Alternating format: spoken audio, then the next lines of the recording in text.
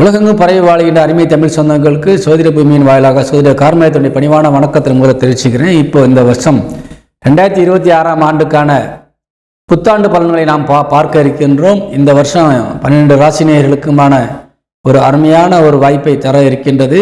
அதில் ஒவ்வொரு ராசினியர்களுக்குமான மதிப்பெண்களும் இப்போ நம்ம தரப்போகிறோம். அதே மாதிரி இந்த கடந்த 2025ஆம் ஆண்டிலே எனக்கு காணிக்கைகள் அனுப்பி பேருதவி செய்த அன்பு உள்ளங்களுக்கு மனம் நிறைந்த நன்றியினை முதல்ல தெரிவிச்சுக்கிறேன். இப்போது இந்த 2026ஆம் ஆண்டில் பார்த்தீங்கன்னா கிரகங்களுடைய பெயர்ச்சிகள் நிறைய இருக்குது. அதை என்னன்னு கேட்டிங்கனாக்கா வழக்கம் போல் சின்ன கிரகங்கள் சுற்றி வரும்போது கண்டிப்பாக வக்கரமாகும், நிவர்த்தியாகும். அதெல்லாம் நம்ம கணக்கீடு இப்போ முழுமையாக பார்க்க வேண்டிய அவசியம் இல்லை. அது வார ராசி பலன்களை பார்த்துக்கலாம். இப்போ இந்த வருஷத்தில் முக்கியமான விஷயங்கள் என்ன பார்த்தீங்கன்னா, குரு பகவான் இப்போ மிதுன ராசியில் இருக்கிறாரு. மிதுனத்தில் வக்கரகதியில் இருக்கார்.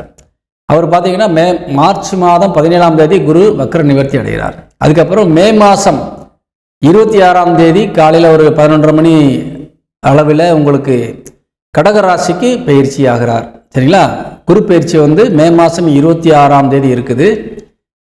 நீங்கள் வேறு இதில் பார்க்கும்போது கொஞ்சம் மாற்றங்கள் தெரியலாம். ஆனால் கரெக்டான குரு பயிற்சி எல்லா தேவ ஆலயங்களிலும் குருவுக்கு வழிபாடுகள் செய்வதும் பார்த்தீங்கன்னா மே மாதம் 26ஆம் தேதி தான் இருக்கும். அதை ஃபாலோ பண்ணிக்கோங்க. அதே மாதிரி சனி பயிற்சி வரக்கூடிய மார்ச் மாதம் 6ஆம் தேதி உங்களுக்கு சனி பயிற்சி ஆகிறாரு மீன ராசிக்கு. சரியா? அதையும் நீங்கள் கொஞ்சம் பார்க்கணும். ஏற்கனவே மீன ராசிக்கு பயிற்சி ஆகிட்டாருன்னு சொல்லி நிறைய வீடியோலாம் பார்த்துருப்பீங்க. ஆனால் உண்மை அதுவும் இல்லை. இப்போ தான் பயிற்சி ஆக போகிறார் வரக்கூடிய இந்த வருஷத்தில் மார்ச் மாதம் 6ஆம் தேதி. அதுக்கு பின்னாடி தான் அந்த கும்பராசிக்கு ஜென்ம சனி விலகுது. அதே மாதிரி இந்த வருஷத்தில் ராகு கேது பயிற்சியும் இருக்குது. சரிங்களா? ராகு கேது பயிற்சி என்பது நவம்பர் மாதம் 13ஆம் தேதி ராகு கேது பயிற்சிக்குது இருக்குது. அன்னைக்கு மாலை ஒரு 5:30 மணி அளவில் உங்களுக்கு ராகு கேது பயிற்சி கண்டிப்பாக இருக்கும். இப்போ நாம் இந்த கிரகங்களுடைய சூழ்நிலையில் பொறுத்து இப்போ நம்ம 12 ராசி நேயர்களுக்குமான இந்த வருட ராசி பலன்களை காணலாம். மேசராசி சேர்ந்த அன்பு உறவுகளுக்கு இந்த 2026ஆம் ஆண்டிற்கான ராசி பலனை பார்க்க போகிறோம். மேசராசிக்கு அதிபதியாக விளங்கக்கூடியவர் செவ்வாய் உங்கள் ராசிக்கு 9ஆம் இடத்துல போய் அமர்ந்திருக்கின்றார். திரிகோணஸ்தானத்தில் மிக மிக அருமையான ஒரு இடம் 9ஆம் இடம். இந்த ஆண்டின் துவக்கத்தில் பார்த்தீங்கன்னு சொன்னால் லக்னமே தனுசில் தான் போய் உட்கார்ந்துருக்குது. அந்த தனுசு வீட்டில் தான் உங்கள் ராசிநாதன் உட்கார்ந்துருக்கிறாரு. ஏறத்தாழ அங்கே ஏற்கனவே 4 கிரகங்கள் அமைந்திருக்கின்றன. லக்னத்தோடு சேர்த்து 4 கிரகங்கள், மொத்தம் 5 கிரகங்கள் உங்கள் ராசிக்கு 9ஆம் இடத்தில் அமர்ந்திருக்கின்றன. ஒரு மகாலட்சுமிக்குரிய வீடு, திரிகோணஸ்தானம் என்று சொல்லக்கூடிய அற்புதமான இடத்துல அமர்ந்திருக்கின்றார்கள். அதே மாதிரி உங்கள் ராசிக்கு 2ஆம் இடத்துல சந்திரன் உச்சபலம் அடைஞ்சிருக்கிறார். வாக்குஸ்தானத்தில், லாபஸ்தானத்தில் சனி பகவான் ஆட்சி பலம் அடைந்து உங்களுடைய ராசியை பார்த்து கொண்டிருக்கின்றார்.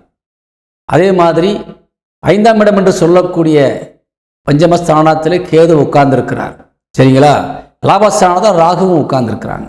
இப்படி பாவகிரகங்கள் கூட உங்களுக்கு சாதகமாக செயல்படுவதற்காக இந்த 2026ஆம் ஆண்டு பிறந்திருக்கிறது. உங்களுக்கு பொதுவாக லக்னத்திற்கு 9ஆம் இடம் சிறப்புற்று விட்டாலே உங்கள் வாழ்க்கையில் நீங்கள் இந்த வருஷத்தில் ஜெயிக்கிறதுக்கு வாய்ப்பு மிகப்பெரிய அளவில் வளர்ச்சிக்கான உதவியாக இருக்கும்.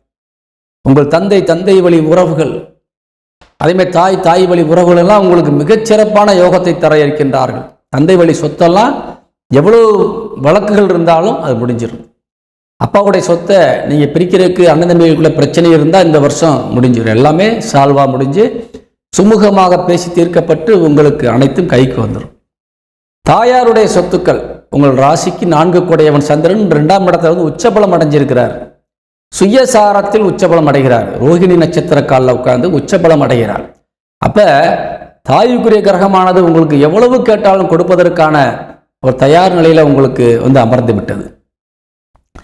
நீங்கள் எங்கே போய் என்ன பேசினாலும், யார்கிட்ட போய் பேசினாலும் நிச்சயமாக அது நடந்து முடிஞ்சிடும். ஆனால் நீங்கள் பேசணும். இந்த வருஷத்தில் நீங்கள் பேசியே தீர்த்தரலாம் எந்த பிரச்சனையும். வாக்குஸ்தானம் வலிமை அடைந்து விட்டது. வாக்குஸ்தான அதிபதி சுக்கிரன் உங்கள் ராசினாரோடு இணைந்து 9ஆம் இடத்தில் அமர்ந்து விட்டார் லக்னத்தில்.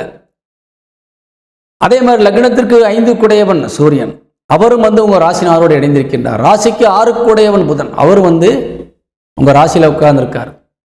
அப்போ 9ஆம் வீட்டில் சுப வீட்டில் உட்கார்ந்துருக்கிறாங்க. ஒரு பாவ வீட்டில் உட்காரல, 9ஆம் வீட்டில் உட்கார்ந்துருக்காங்க. அப்போ என்ன நடக்கும்?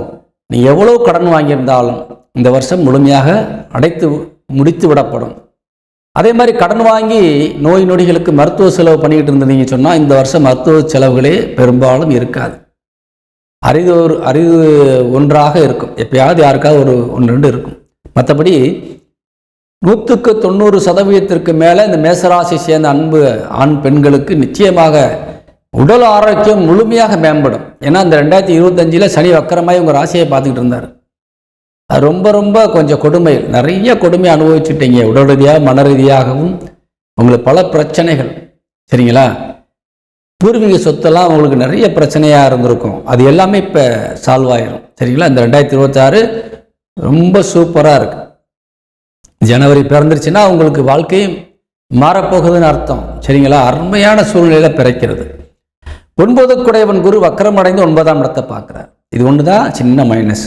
மற்றபடி அந்த 9 குடையவன் வக்கரம் இல்லாமல் இருந்திருந்தா இன்னைக்கு உங்களை 100% மதிப்பெண் கொடுத்துடலாம். அந்த அளவுக்கு உங்களுடைய பலாபலன்கள் நிறைய கொட்டி கிடக்குது. சரிங்களா? மனசில் என்னென்ன ஆசைப்பட்டீங்களோ அதை பூரா நிறைவேற்றுவதற்கு இந்த 2026ஆம் ஆண்டு 100% உறுதியாக ஒத்துழைப்பு தரும். அதே மாதிரி சொந்த வீடு இந்த வருஷம் கட்டியே தீருவீங்க. வாடகை வீட்டிலேருந்து கண்டிப்பாக குடி போயிடுவீங்க சொந்த வீட்டுக்கு. எங்கே சுற்றினால் யார் உதவினால் பெற்று நீங்கள் போயிடலாம். அதே மாதிரி ஒரு 6 குடையவன் கடன் ருணஸ்தானாதிபதி உங்கள் ராசினோட சேர்ந்துருக்கார் இல்லையா? அது சுப வீட்டில் உட்காந்துருக்கிறதுனால நீங்கள் கடன் வாங்கி கூட சில நேரங்களில் நல்ல காரியங்கள் பண்ணுவதற்கான வாய்ப்பு இருக்கிறது. கடன் வாங்கி இது வரைக்கும் வெட்டி செலவு பண்ணியிருப்பீங்க. ஆனால் இந்த வருஷத்தில் நல்ல செலவு பண்ணுவீங்க. சரியா? அப்போ என்ன ஆகும்? உங்களுக்கு பிள்ளைகளுக்கு திருமணம் செஞ்சு வைக்கலாம், அல்லது பெண் குழந்தைகளுக்கு நகைகள் வாங்கி சேமிக்கலாம். அது எவ்வளோ விலை விற்றாலும் சரி நீங்கள் நிறையா வாங்கிடுவீங்க இந்த வாட்டி. ஏன்னா வருமானம் அந்த அளவுக்கு இருக்கும். தொட்டதெல்லாம் பொன்னாகும்ன்ற வகையில் லாபஸ்தானத்தில் சனி ஆட்சி பலம் அடைந்து உங்களுக்கு 3ஆம் பார்வையாக ராசியை பார்க்குறார். அதனால் நிச்சயமாக உங்களுக்கு எல்லாமே சமூகமாக நல்லபடியாக இருக்கும். மனக்கவலைகள் முழுசாக ஒழிஞ்சிரும். ஏன்னு சொன்னால் சனி ஆட்சி பலம் அடைந்து 11ல் உட்காந்து 8ஆம் இடத்தை பார்க்குறாரு 10ஆம் பார்வையாக. மனக்கவலைகள், உடல் சோர்வு, உடல் வியாதிகள் எல்லாமே உங்களுக்கு இந்த வாட்டி ஒழிந்து விடும். சரிங்களா? ஏன்னா இந்த பாவ கிரகங்களே சுபஸ்தானத்தில் வந்து உட்கார்ந்து நமக்கு தேவையான நன்மைகளை செய்யணுன்ற ஒரு கடமைக்கு வந்துட்டாங்க. இது ரொம்ப முக்கியம். அதே மாதிரி அங்கே தான் லக்னமும் அமைந்திருக்கின்றது. ராசிக்கு 9ஆம் இடம் தான் லக்னமும் அமைந்திருக்குது. லக்னத்தில் 5 கிரகங்கள் வந்து உட்கார்ந்துருக்கிறாங்க. அப்போ அந்த லக்னத்துக்கு 5ஆம் வீடாக உங்கள் மேச ராசி வருகிறது. அப்போ எல்லாமே சிறப்புற்று காணப்படுகிறது. உங்கள் ராசிநாதன் மட்டும் செவ்வாய் விரய ஸ்தானத்தை பார்க்குறார். இந்த வருஷத்தில் விரய ஸ்தானத்தை பார்க்குறார். ஏன் விரய ஸ்தானத்தை பார்க்குறாருன்னா, ஒரு பக்கம் எவ்வளோதான் வந்தாலும் நீங்கள் செலவு பண்ணி தானே ஆகணும். அது சுப செலவுகள் நிறைய இருக்குது. விரயஸ்தானம் என்பது 12ஆம் இடம் என்பது உங்களுக்கு சுப வீடு. அப்போ சுப செலவுகள் நிறைய அந்த வாட்டி பண்ணிடுவீங்க. உங்களுக்கு வளர்ந்த பிள்ளைகளாக இருந்தால் கல்யாணம் முடித்து கொடுத்துருவீங்க. படிக்கிறதுக்காக பிள்ளைகளுக்கு கல்வி செலவு பண்ணுவீங்க. அல்லது உங்களுடைய பிள்ளையுடைய ஆசைப்படி வண்டி வாகனங்கள் வாங்கி கொடுத்து, இந்த வருஷத்தில் ரொம்ப வருஷமாக கருட்டியாக இருந்திருப்பாங்க, வாங்கி கொடுத்துருக்க முடியாது. இந்த வருஷம் கண்டிப்பாக வாங்கி கொடுத்துருவீங்க. உங்களது இல்லற துணை கணவன் அல்லது மனைவிக்குரிய கிரகத்தை நீங்கள் மிகுந்த சந்தோஷத்தோடு மகிழ்ச்சியாக வைப்பதற்காக வெளியூர் பயணங்கள் மேற்கொள்வதற்கான வாய்ப்பு நிறைய இருக்குது. அதுவும் கோயில்களும் போவாங்க இல்லையா? அந்த மாதிரியான வாய்ப்பு நிறையா இருக்குது. அதனால் இந்த மேசராசிக்கு இந்த வருஷத்தில் தொட்டதெல்லாம் பொன்னாகக்கூடிய அருமையான வாய்ப்பும் நிறைய தன பிராப்தம். உங்களுக்கு வந்து வருமானத்திற்கு பஞ்சமே இருக்காது. 2ஆம் இடம் வலிமை அடைஞ்சிருச்சு. பொதுவாக 2ஆம் இடம் வலிமை அடைந்து விட்டாலே உங்களுக்கு அந்த பணப்புழக்கங்கள் நிறைய ஆகிடும். சந்திரன் உச்சபலம் அடைஞ்சிட்டார். அதே மாதிரி திரவ பொருள்களை கொண்டு தொழில் செய்பவர்களுக்கெல்லாம் அந்த ரொம்ப ரொம்ப யோகம். பெட்ரோல் ப்ராடக்ட்டு, வாட்டர் ப்ராடக்ட்டு, அதே மாதிரி மில்க் ப்ராடக்ட், சரிங்களா? அந்த லிக்விட் பிஸ்னஸ் எல்லாமே ரொம்ப ரொம்ப சூப்பராக இருக்கும். அதே மாதிரி இந்த கலைத்துறை சார்ந்த அன்பர்களுக்கெல்லாம் அருமையாக இருக்கும். சரிங்களா? எல்லா வகையிலும் இந்த கலாச்செப்பம் பண்ணுறவங்களாக இருந்தாலும் சரி, கதை ஆசிரியராக இருந்தாலும் சரி, நடிகைகளாக இருந்தாலும் சரி, வாய்ப்பாட்டு கலைஞர்கள் மற்றும் கவிஞர்கள், இவங்களுக்கெல்லாம் ரொம்ப ஒரு சிறப்பான யோகம் 2026. உங்களுக்கு லாஸே இருக்காது. இந்த வருஷத்தில் எல்லாமே ப்ராஃபிட்டில் முடிஞ்சிடும். சரிங்களா? அதே மாதிரி அது சார்ந்த பொருட்கள் விற்பனை செய்பவர்கள், இப்போ நீங்கள் அலங்காக இருக்கணும்னா அலங்காரம் பண்ணணும். அப்போ அலங்காரத்துக்குரிய பொருட்கள் உடையாக இருக்கட்டும், அல்லது அணிகலன்களாக இருக்கட்டும், அது சார்ந்த ஒப்பனை பொருட்களாக இருக்கட்டும், எல்லாமே வந்து பார்த்தீங்கன்னா நீங்கள் நல்ல வியாபாரங்கள் நடக்கும். நீங்கள் இந்த வருஷம் இந்த மேசராசி சேர்ந்தவங்க எல்லாருமே அதிக ஆடம்பரத்துக்கு முக்கியத்துவம் கொடுப்பீங்க. நல்ல ட்ரெஸ்ஸிங் சென்ஸு, நல்ல லுக் பெர்ஃபார்மன்ஸு, சரிங்களா? உங்களுக்கு பார்த்த மாத்திரத்தில் உங்களை யாருமே ஈர்த்து கவனிக்கின்ற ஒரு ஒரு நோக்கம் உங்களுக்குள்ளே இருக்கும். ஏன்னா சூரியனும் சுக்கிரனும் இணைந்து விட்டாலே வசீகரம் வந்துவிடும், சரிங்களா? அப்போ உங்கள் ராசிநாதனையும் அங்கே இணைச்சி சூரியனும் சுக்கிரனும் வச்சிருக்கிறாங்க. அப்போ என்ன மனசுக்குள்ள ஆசையாக இருக்கும், எப்படியாவது நம்ம 4 பேருக்கு முன்னாடி நிற்கும்போது நம்ம தான் கத்தாக நிற்கணும், நம்ம தான் அதில் ஒரு அழகாக இருக்கணும். அதுக்கு எவ்வளோ செலவானாலும் பரவாயில்ல, ஏன்னா செலவுக்கு ஏற்கனவே உங்கள் ராசி 12ஆம் இடத்தை பார்க்குறாருல. ஏன்னா வருமானம் ஒரு பக்கம் வருதில்ல, பையில் காசு இருக்குல்ல. அப்போ நம்ம பார்த்துருவோம், இவ்வளோ நாள் நம்ம அனுபவிக்கல, இனிமேல் தான் அனுபவிப்போம். இந்த மாதிரியான ஆசைகள் இதெல்லாம் நிறையா இருக்கும், சரிங்களா? நீங்கள் அனுபவிங்க. ஏன்னா கிடைக்கும் போது அனுபவிக்க முடியும், வாய்ப்பு கிடைக்கும் போது தான் நம்ம பயணங்கள் மேற்கொள்ள முடியும். ரொம்ப அருமையாக இருக்குது. திருமணமாகாத மேசராசி சேர்ந்த அன்புறவர்களுக்கு திருமண யோகங்கள் கொட்டி கிடக்கிறது. இந்த வருஷத்தில் முடிச்சு விட்ருங்க, பெண்டிங் வைக்காதீங்க, சரியா? அருமையாக இருக்குது. ஏன்னா அடுத்த மேசராசிக்கு 12ஆம் இடத்துல லாபஸ்தானாதி விரேசத்துக்கு வந்துடுவார் நெக்ஸ்ட் இயருக்கு. அப்போ அதிக செலவு தான் வரும். எவ்வளோ வந்தாலும் நீங்கள் இருப்பை தக்க வைக்கிறது கஷ்டமாக இருக்கும். அப்போ நிறைய வருமானம் வரும்போதே செலவு பண்ணி எல்லா காரியத்தையும் முடிச்சு விட்ருங்க, சரிங்களா? அப்புறம் கடன் வாங்கி செய்ய வேண்டிய சொல்ல வரும். அதனால் இப்போயே நல்லபடியாக 2026 நீங்கள் சுப காரியங்களை முடிச்சு விட்டுறணும், சரிங்களா? பாவ காரியங்களை பெண்டிங் வைக்க பிரச்சனை இல்லை, சுப காரியத்தை முடிச்சு விட்ருங்க. அதே மாதிரி